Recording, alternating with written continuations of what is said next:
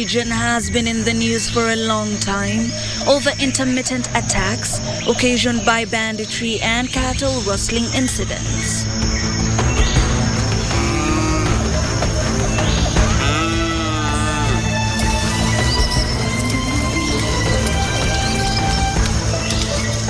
The region is characterized by stock thefts and massacres of innocent people, including women and children.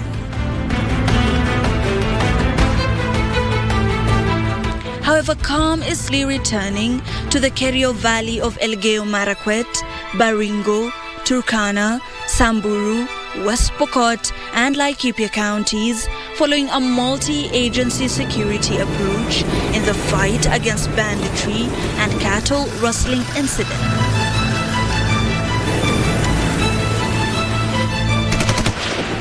The Kerio Valley has for a long time not experienced peace due to armed conflicts caused by cattle rustling and banditry attacks that have claimed many human lives and displacement of family. Mambo ni mbaya kwa sababu popote mnakuja ng'ang'ana na mbuzi yetu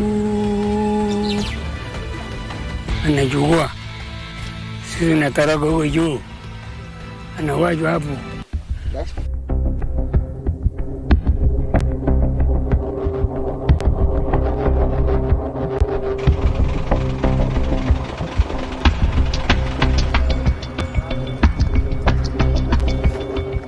But calm is returning to the area following the launch of multi-agency operations involving the police and military against criminals behind the attacks and recovery of illegal weapons. The measures being undertaken by the government have contributed to restoration of peace in the region as the displaced families return to their homes to once again engage in socio-economic activities. Shamba yangu yote nilima vile hii maneno ya pita liregea kidogo vile tulipata President Ombia. Sasa akasaidia sisi mpaka akapatia sisi KDF tukapata hawa akakuja elekea huku pande yote mpaka Pokot huko mpaka saa hii tuko sawa. Saa hii hata tukienda Kerio hivi tunasalamia nao Pokot, hakuna wasiwasi. Hatuna hata kitu ya kusema wewe hivi na hivi. Saa hii tunaamua tu hata ng'ombe yetu akienda hivi tunaenda kunywa maji na hawa. Hatuna rudi yetu. Hawa wanakunywa hawa alafu wanaenda.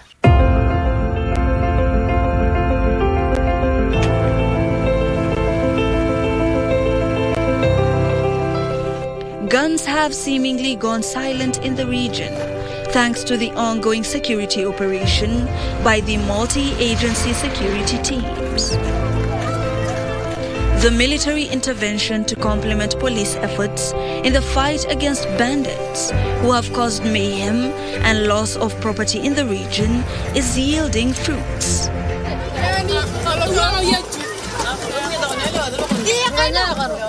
Wakati hao maofficers wa KDF walifika, saa hii tunaishi kwa amani. Kuna wamama wanakuja kupata services kwa dispensary. Kwa Pokot ndio walikuwa wakitusumbua sisi. Hawa ndio walikuwa wanakuja kutukoroga kwa huku. Lakini wakati operation ilikuja, sasa saa hii watu wameanza kurudi nini? Wamerudi kitambo, wameshaanza kurudi tu nyumbani. Lakini bure walikuwa wanalalanga, unaweza toroka tu hata unalala msituni, lakini sasa hiyo msituni nayo unalala kwa wasiwasi. Wamama wanakuja kupata services kwa dispensary wakati tu wowote. Kitambo tu kwa tunafanya kazi usiku. Lakini wakati hao officers walikuja, saa hii tunafanya kazi 24/7. Yaani mtu akikuja usiku unahudumia.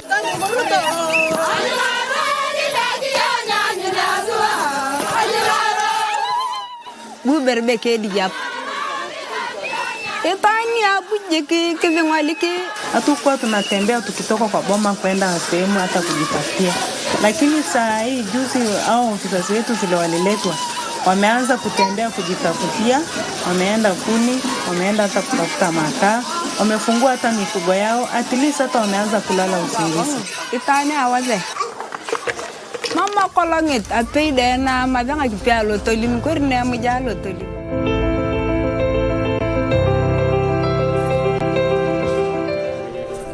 President William Ruto had directed Interior Cabinet Secretary Professor Kithure Kindiki to pitch camp in the region until law and order is restored to enable the residents go on with their smooth socio-economic activities.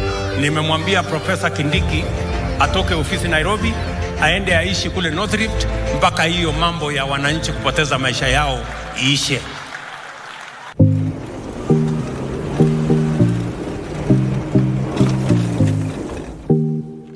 The Presidential Communication Service crew visited the region to check on the progress of the ongoing security operations, to weed out the menace that has led to loss of many lives, destroyed education, health, and other aspects of social life. During the tour, what came out strongly is the desire for peace in what is an otherwise productive region.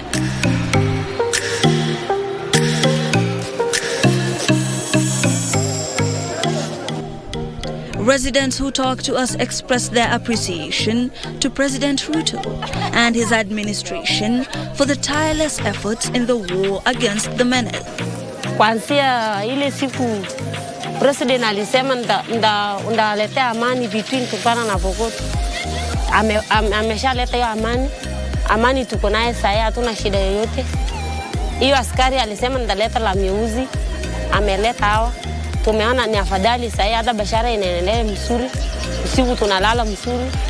Biashara iko, hakuna wasiwasi, si kama kitambo tulikuwa na stress ya amani, lakini sasa amani imekuwa. Na hiyo askari wameleta.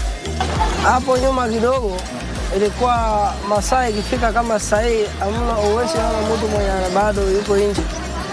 So ikifika saa 10, saa 11 watu wanapotea. Sasa unaona saa hii mpaka usiku watu wanaendelea na kazi mpaka so inaonyesha kuna amani.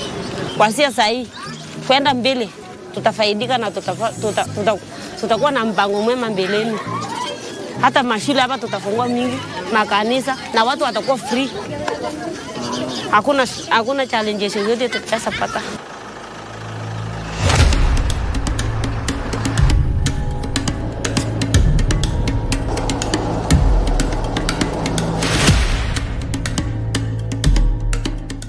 We arrived at Kapedo Trading Center, a border which was notorious as conduit for cattle rustlers and bandits who passed through the area for raid missions in Turkana and Baringo. Normalcy had returned to the area and residents were going on with their trading activities. Kitambo hatungefungua biashara. Tulikuwa tunafungua saa 5, saa 6 na hakuna kazi, hakuna wateja. At least sasa hivi kuna security, sisi tunaweza fanya kazi.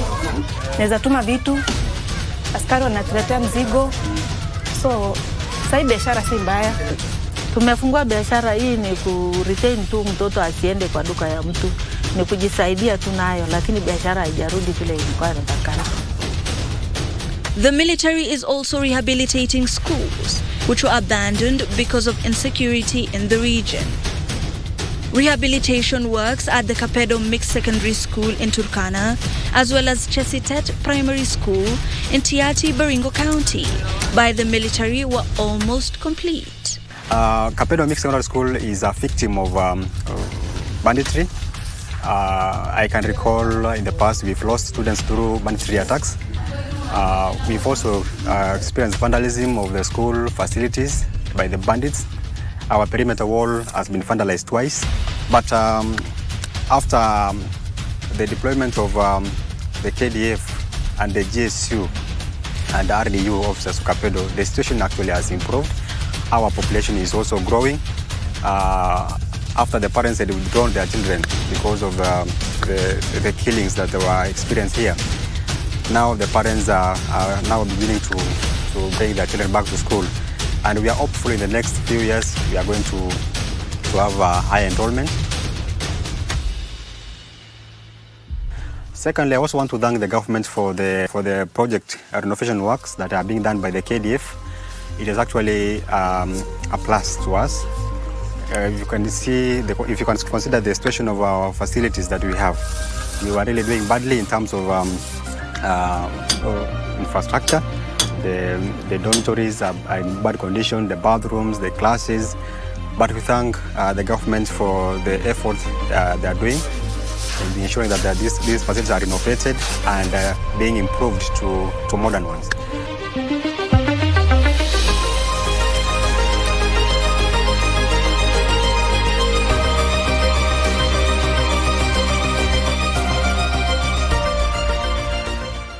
The school was burnt, our solars were vandalized, our computers were destroyed and were taken away.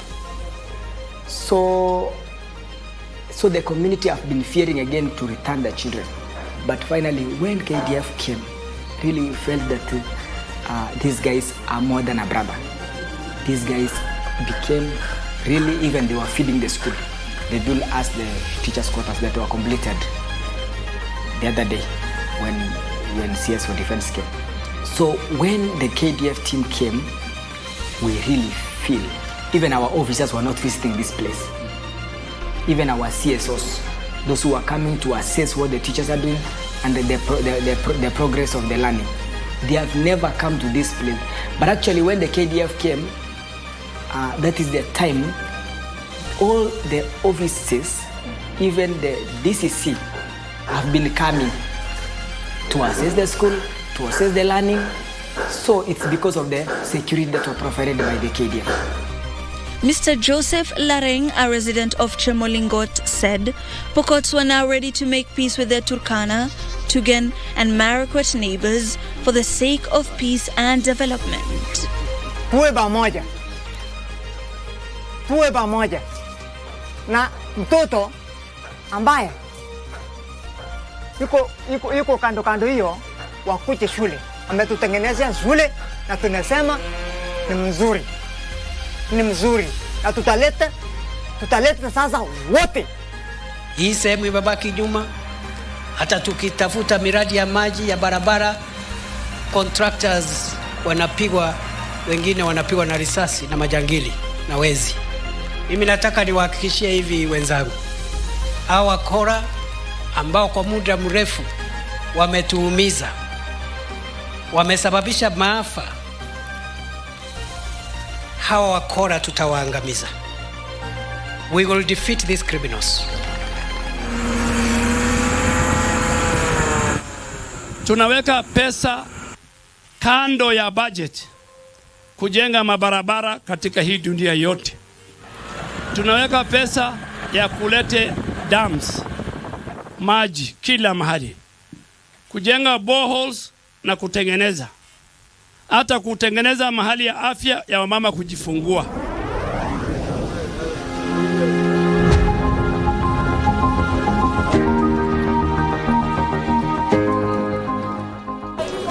Baragoi residents noted that the Special Operation Group stationed in the area have done a commendable job in dealing with criminal elements operating in the area. Kama ukweli, uhasama hiyo baina ya Turkana na Samburu imetulia kabisa tangu tupate hii serikali mpya, na wakizidisha kukaza kamba kila pahali ya security, basi hiyo amani itaendelea kwa muda mrefu. Najua naitwa Rose Loli. Amekuwa tu kidogo nimelala usingizi. Salama kabisa. Salamia yeye ndio yeye watu wa Baragoi anasema leta amani nyingine, ongeza tena. Ongeza maranzazi yetu ya kweli. Tulale amani, wakati uko na njaa unalala hakuna kitu anakuja kugusa milango. Hivyo. Nimekuja hapa hasa kwa sababu ya biashara. Zamani nilikuwa nastuka sana na biashara yetu ilikuwa imerudi chini sana kwa sababu ya uoga kwa maneno ya vita. Saa hii mimi naweza kufungua nyumba yangu mpaka saa 11, naweza enda mpaka saa 2. Stima imerudi, maji imerudi. Sisi tunashukuru serikali sababu mimi nikiangalia maneno ya mwisho mwaka uliopita na saa hii iko tofauti sana.